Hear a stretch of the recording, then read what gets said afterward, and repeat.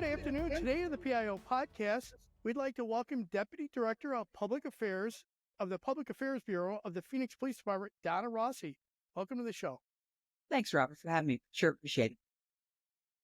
Yeah, Donna, it's great getting somebody that's really interested in being a guest on the podcast, and you had expressed an interest a while ago, and I finally was able to get you scheduled. So looking forward to learning a lot about what you do and your background. Let's start there. How about that? Let's learn a little about you. You were formerly with Phoenix PD as a law enforcement officer, correct? Yeah, to say my life has come full circle is probably an understatement. In my early 20s, I was a Phoenix police officer and did that for about 4.5 years. I worked the streets, worked midnight, swing shift. I did a stint out at the police training academy as a recruit training officer.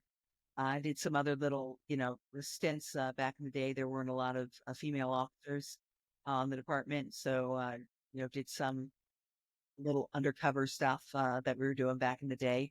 And then decided that it was time to go to college. And I tried to balance college with my full-time job as an officer and getting called into court and everything. It just kind of made it impossible. So I decided to go ahead and resign and pursue a college degree full-time, thinking I was going to go to law school, and ended up for the next 31 years, as a broadcast journalist. And so I worked for television stations throughout the state of Arizona. The last 25 years of my broadcast career was at CBS in Phoenix. How'd you get caught up in journalism from law enforcement and go to law school? And you ended up in journalism. So, it's really not that different when you think about it, in the sense of something happens, right? A cop gets called to the scene. They try to get all the facts. They get everything they can. They interview witnesses. They interview people who were involved, and then they write a report.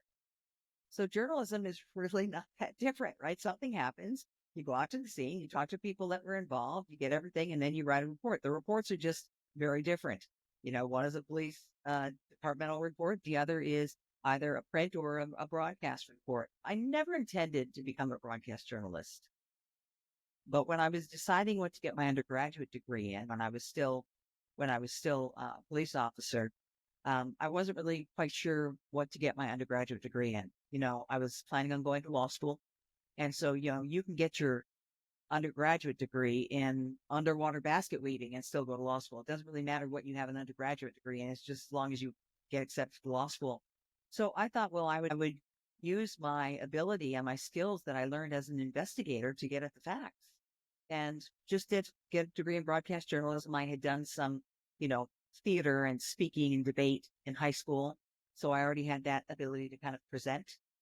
And so I combined that ability to present with my ability to investigate, and said, well, I'll get it in broadcast journalism. I'm not going to use it anyway. I'm going to go straight to law school. Little did I know. 30 years later, yeah. Right. That's awesome. So you had that background with theater, about presenting and about being in front of the camera, in front of the public. So yeah, I guess I could see that as being a good transition going into broadcast journalism. All right, so let's talk about Phoenix PD. What is the current staffing for both sworn and professional staff? Under. In a word. Always, right. Your staff. Yeah, always. We're close to 600 sworn staff short. 600 short? Yes. Oh my God. We are about 600 sworn short, just under that. Our recruiting efforts, though, have increased over the last 6 to 8 months. We just started a pre-academy class on Monday with about 33 in there. If we can keep it that, every 8 weeks we're starting an academy class. If we can keep it at that, keep it up in the 30s like that, we'll be able to hold steady and stop the bleed a little bit, and maybe even incrementally, tick away at the loss. But it's challenging. But you know this, Robert. You talk to PIOs and communications directors all across the country. It's not just Phoenix that has this issue. No. Most of the mid to large level police departments are having the same problem. All having it, not even just the mid-level. The small departments, they may feel it even worse, because when you're down 5 people in a 30-man department, that's a shift. Yeah. We're feeling it. We're having to police smarter, right? And more intentionally. And we're having to figure out force multipliers. We've opened up a couple of real-time operations centers, which helps as a force multiplier. Phoenix PD was one of the first in the country to really take a look at hiring civilian investigators. So we have hired several dozen civilian investigators, and many of them are either retired or former law enforcement, where we're taking these folks and actually putting them into investigative units, robbery units, even our homicide units have some civilian investigators that can do, a lot of some of the heavy lifting and the research to free up the SWAT detectives to do other things. So that's Right. pretty innovative. And we're doing whatever we can. Community involvement, as you know, is really important for a police department to be successful. They're they're the eyes and the ears of the Phoenix Police Department. So strengthening community relations has also been a focus of ours in order to get them to help us do what we need to do. They're the ears and the eyes of us, and they can call us. We don't want them to get involved, of course, but they can also the community can also be a force multiplier for us. Absolutely. Yep. And if you have bad community relations, they're gonna make your job a lot harder. So great for that outreach there.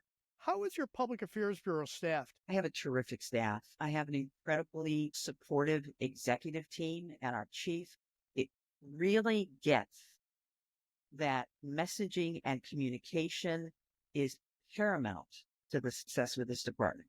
So I am super grateful for that. I am basically a civilian commander of this unit, is how it kind of plays out. I've got a lieutenant who's under me, 4 PIO sergeants that are uniformed public information officer sergeants that handle the media inquiries, do the on-scene, camera sound bites at accidents or anything else that is out there. I've got a team of videographers that help us, the entire department, with graphics and videos and training videos and messaging videos internally and externally. I've got a team of social media folks. And then I also have an in-house reporter that is kind of, like a one-man band that they're doing now at TV stations, who shoots her own stuff, edits it, and tells the stories that our community is interested in. Well, that's outstanding. So population, what's the population of Phoenix right now? About 1.67 million. Much bigger than I thought it was. Okay, Yeah, so you yeah, guys being down 600 people is a huge hit. it really is. It really is. Like I said, we have been forced to really focus on patrolling and enforcing, with intention. Basically, we've got to really be intentional about the um, way we're out there doing the job because of that. So have you guys implemented or looked at any artificial intelligence technology out there to either enhance the public affairs bureau or even the department? I have not looked at that in the Public Affairs Bureau. Um, there's there are so many positives and so many pitfalls with AI that has to be something that is so scrutinized and examined. I know there are programs out there for AI report writing and things of that nature. I think right now those are just at the periphery of being examined, but nothing that we have globbed onto or intentionally chosen to take part in at this point in time. Okay. So you received your master's degree in crisis communications.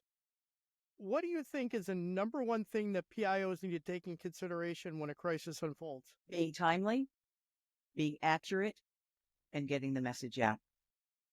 Before all that, though, one of the biggest mistakes in crisis communication and crisis management is not realizing you're in a crisis. That is paramount, right? You think, okay, many people thinking from a cop perspective, yeah, that's not going to be anything. You really have to look at it from the 50,000-foot level and say, who are all the audience that are taking a look at this incident? And is any one of them going to think this is a crisis? And if so, you may have a crisis on your hands. So first you have to really recognize that you're in a crisis. And then you have to message, be timely, be accurate, and get your narrative out there. Misinformation is the worst thing that could be out there in a crisis. And you've got to be able to have the courage and the support from within the department and the city and or county that you're working in to get the message out there. You mentioned misinformation. Are you guys using any social monitoring tools to track that kind of stuff? Yeah, we use both Sprout Social and we use Zen City.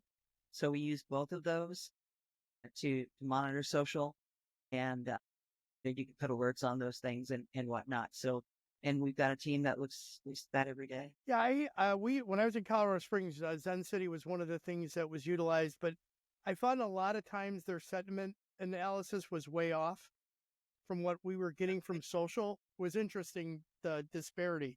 Yes. That sentiment analysis with any program can really be off because if anybody makes a negative comment, they pick up on keywords. So if they make a negative comment about maybe the person that was being arrested, and then somebody else makes a negative comment about the way the officers arrested that person, it's all going to show up as negative. So you're never really going to know. There's no separation when it comes to that. So sentiment is a really interesting dynamic when it comes to analysis. When you first became a PIO, when you first got there, what did you find most challenging about the position? I think folks in my position have to show themselves a little grace and ask for grace from those people that they're working with. It's an interesting dynamic coming in as a non-sworn person to oversee an entire unit with sworn under me, right? And as you know, talking to PIOs and communication directors across the country, more and more departments are putting SMEs, right, subject matter experts, in positions of leadership for sworn folks, especially in things like communication. You can't expect an officer who has worked his way through the ranks and the department and has been a Cops cop all their life to step into a position like this and go, oh, yeah, I know how to message. Oh, yeah, I know how to tell stories. You just can't expect that. So the fact that many departments across the country are really understanding the fact that they need SMEs in positions of leadership in certain areas of the department is phenomenal, right? So I think bridging the gap between civilian and sworn is really important and probably one of the challenges I faced. Although I feel very blessed at the fact that I think because I had been a police officer before and they knew that, I think that helped a little bit, but a lot has changed in law enforcement since I've been on the streets. So I still had that challenge. And I think it's great that so many agencies are starting to embrace the fact that they can have a civilian in the public information position or in the communications director's position in charge over sworn personnel, and they recognize that they may have a visual or a auditory dynamic or the big picture dynamic to understand the impact of not only the images that the department puts out, but the sentiment that the community feels and knows how to address those issues when they pop up. I couldn't agree more. I think the most successful public relations departments or media relations or whatever you want to call them in the different agencies, I think the most successful bureaus are the ones that have both sworn and civilian because you really get that input from both sides. You know, I could say to one of my sergeants, hey, we proofread this for me, and they'll go, boss, you can't say that. It's gonna, how the officers are gonna hear this, they're gonna hear this like this. And I'm like, oh, I never even thought of that. And then they'll come to me with something and they'll say, hey, will you proofread this? And I'll go, yeah, I'm not so sure we can say that. And they're like, why not? Well, because it's going to fall on this audience like that. So then you come together and you're like, got it. So I think those are the most successful bureaus and departments that utilize both the sworn and the civilian aspect. Especially those larger agencies, when you can have the multiple people in a unit, that's outstanding. Yeah. Yeah. I'm truly blessed. Yep. Donna, what changes have you implemented since you've taken over? I have done, I guess, memorializing the things that they always did, right? So I came in here and said, well, how do we do this? blah, blah, blah. Okay. Where can I find that? Oh no, that's just how we've always done. Okay.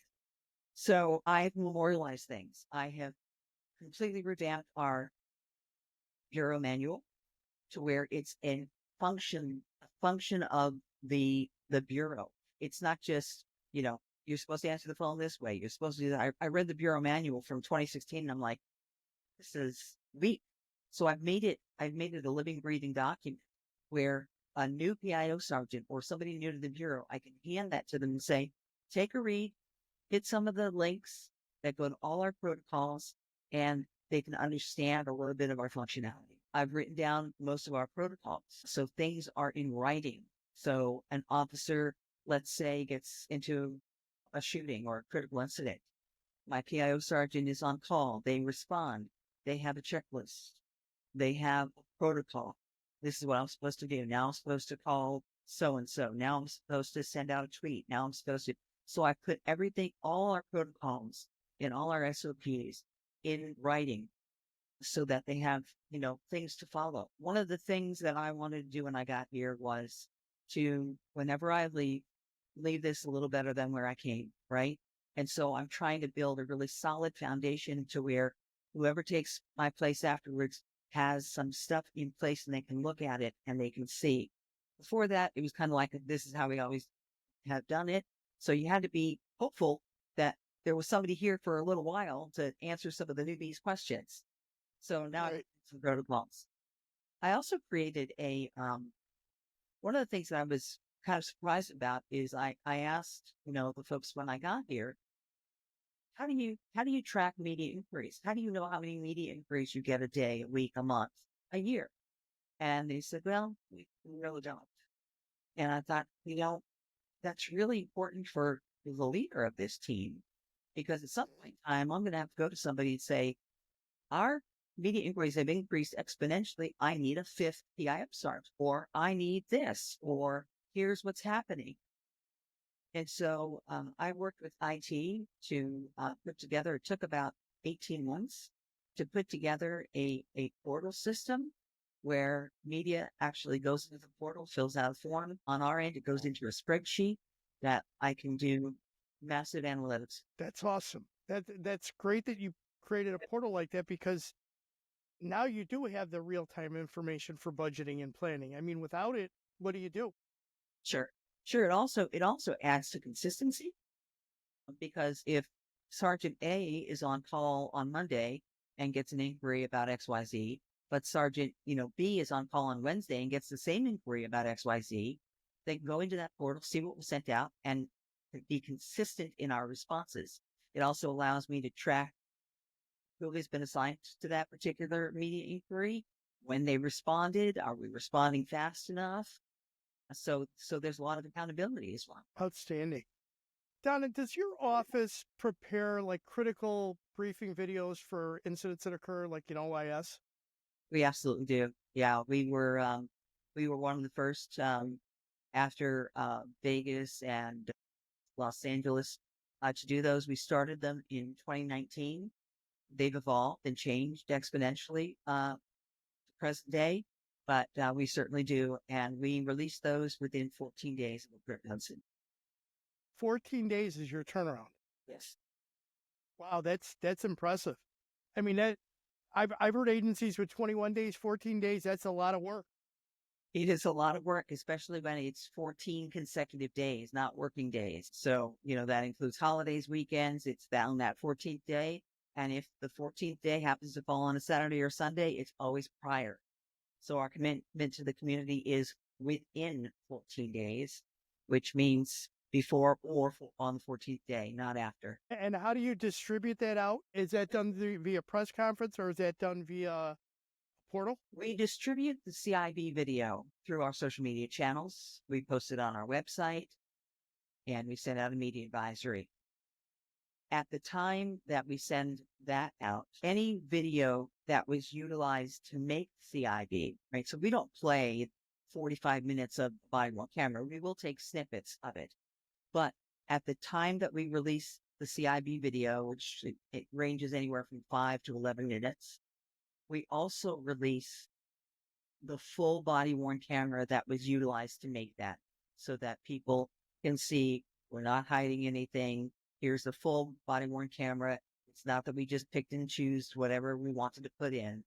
And we also, at the time of release of the CIB, release the initial report that's been completed up to that point. Okay, so you guys are putting a lot of information out, but I honestly, that's the way to do it. You have to put out both your narrated story of how it unfolded with the basically the highlights, and then you're going to put all the video out there for the media to, go through. And because if you don't, obviously you're going to open that question up for speculation, and they're going to say you just edited it to fit your own narrative. And yeah, Absolutely. We also include in that release, we also include the 911 calls and the radio traffic. So it's all oh, out there. outstanding. Yeah, it's all out there. And that's important. So we made that promise to be transparent with the community, and it's important that we live up to that. That's the big buzzword, right? Transparency. It's wonderful to say that, but we have to live. Absolutely. That's the one thing you see, that these agencies that don't want to talk to the media, and the speculation just keeps growing. And this as a reporter, if you weren't able to talk to the police, you went to the next person down the street and they would talk, and that story might not even be close to the reality of what occurred. But yet that's the soundbite. Yeah. I mean, if you stay silent, somebody's going to fill that dead air. It goes back to this training class I took many years ago. It's like one of the first PIO classes I ever went through. There was an old reporter in Chicago named Rick Rosenthal, and he used to call it feed the animals. You have to feed the animals in order to keep them from biting into something you don't want them to. Yeah.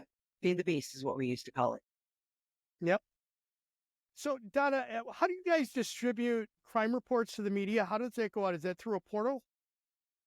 Interestingly enough, the Public Affairs Bureau does not handle public records requests. We have a whole other department that handles public records requests. And yes, there is a portal that people can go in. They can request whatever they want, pictures, video, reports, and then that is distributed through the public records department at the Phoenix Police Department. So it's a completely separate entity. So that's different than like a daily bulletin that would go out to the media of crimes that occurred?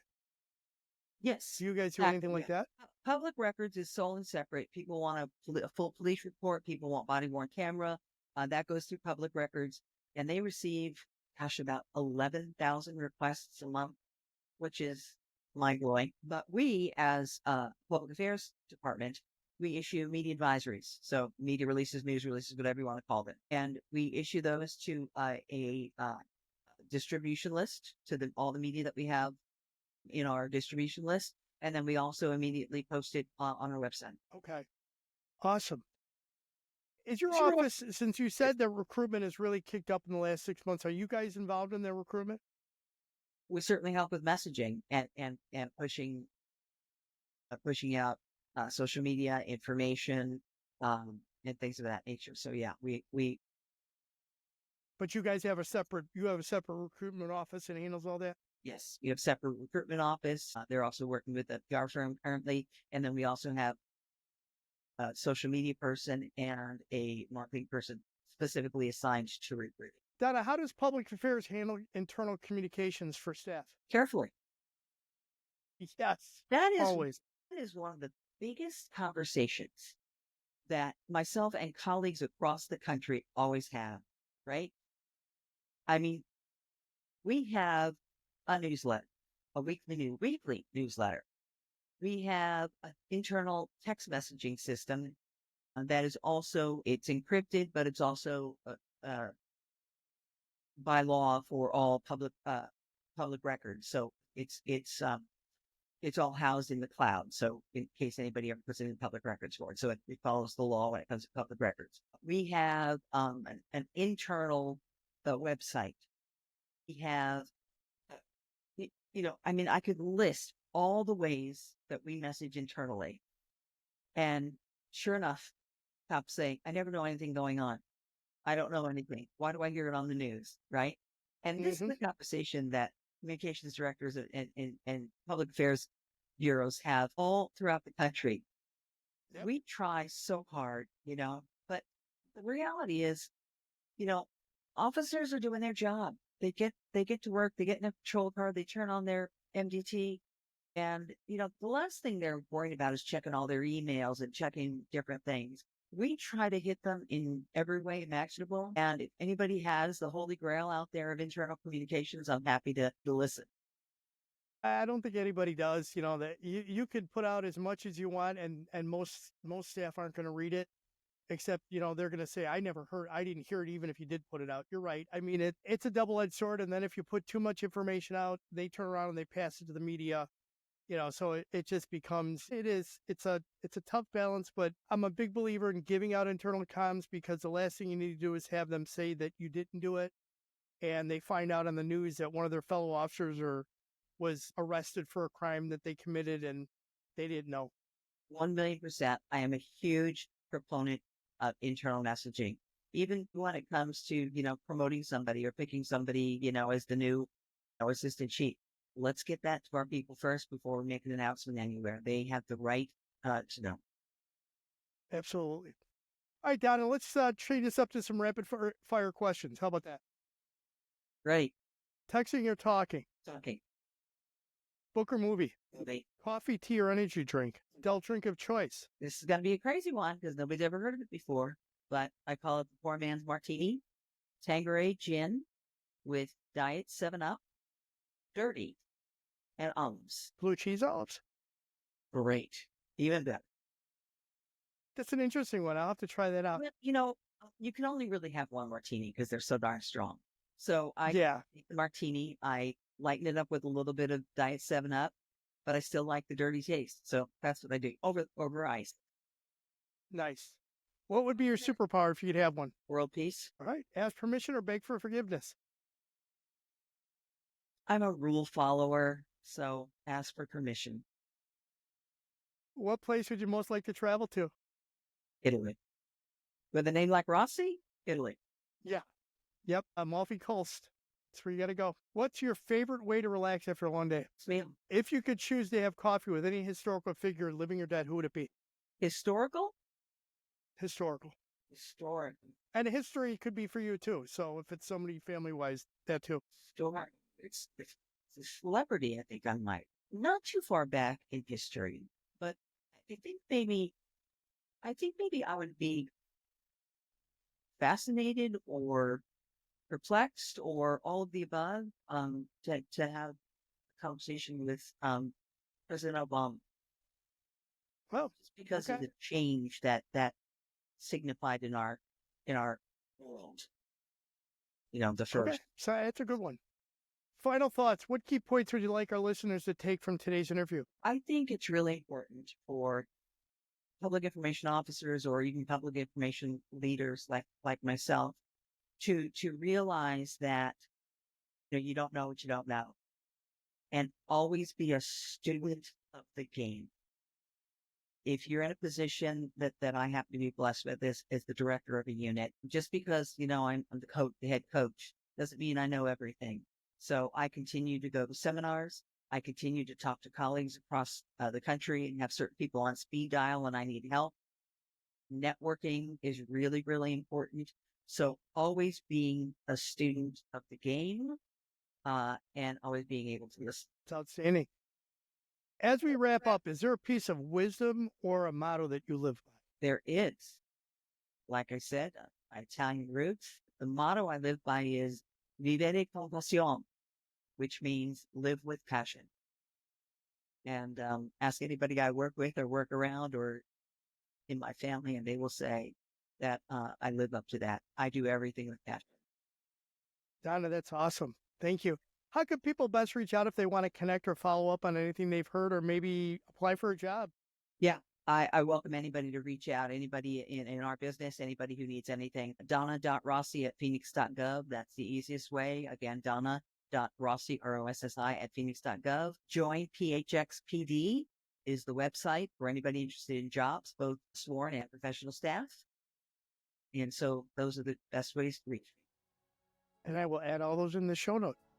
Donna, thank you very much for being on the show. Yeah, it's really been nice speaking with you. Been great speaking with you too.